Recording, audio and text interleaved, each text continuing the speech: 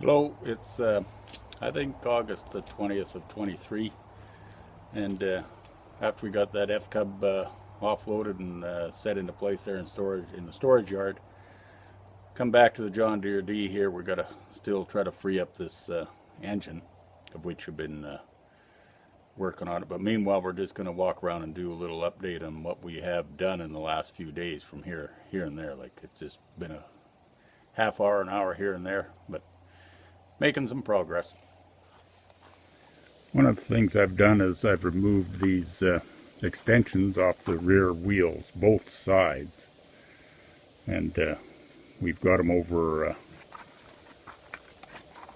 leaning up against the old Massey 30 here. Both extensions are right there. All the fasteners are down there.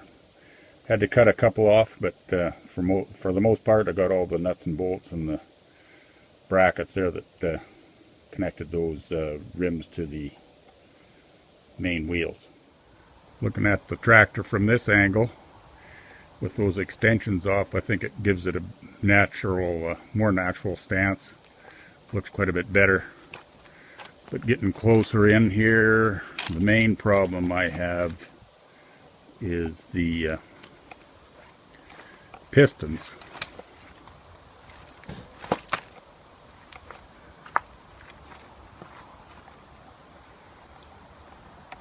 Currently, over in the head area here, I've got the head bolted onto the block, but inside I have 4x4s, wooden blocks, and I used the head to compress the pistons, both of them backwards, and to allow that to happen, I took all the nuts off the block from the crank.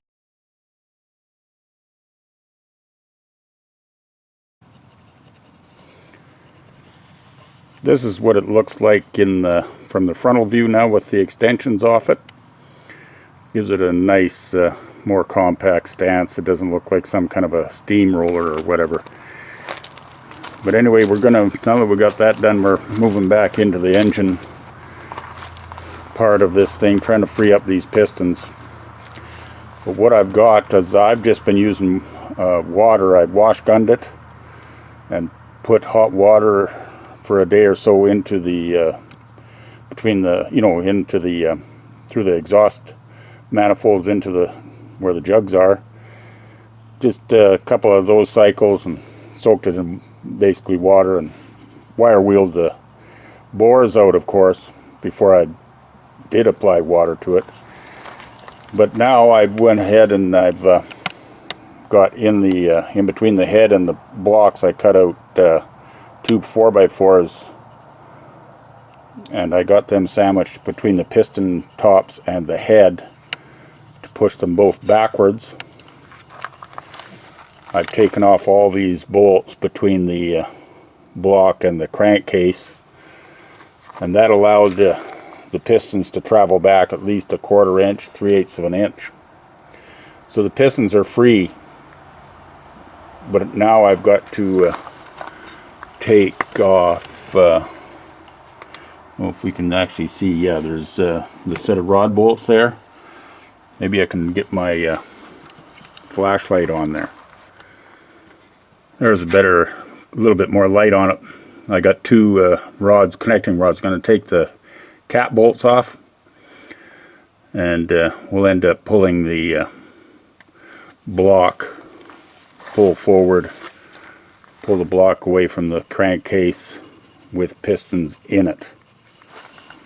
At the same time I take the rod bolts off, I'm going to take all the bolts off of this governor housing. I'm going to lift that governor housing off and store it in inside in the shed there, but it needs to be all come apart because gears inside, I'm sure, all rusted. All the mechanism, flyweights, etc. will be all rusted up.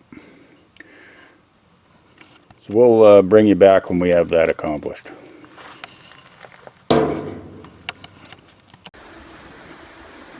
Well, it's the next day, and overnight it started to rain. It's currently still raining. So I thought I'd better come out here and cover what we had done up until last night there. I do have that rod cap off there, but this one over here,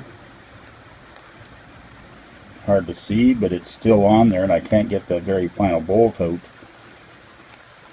So I've been working at moving this block ahead. I got it supported by the front end loader, the 1010, the John Deere 1010.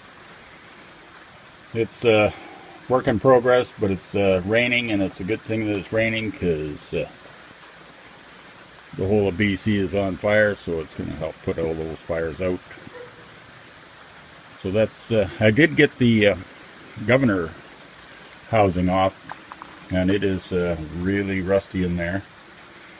That gear is pretty rusty, and over here is the interior of the governor housing. There is not one free moving part in there. All rusted.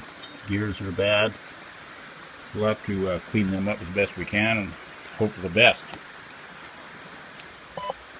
At any rate, it's raining, so I'm just going to cut this video off right here, and probably going to rain for a day or two, so we'll bring you on back when it's drier. It's not too comfortable working out here.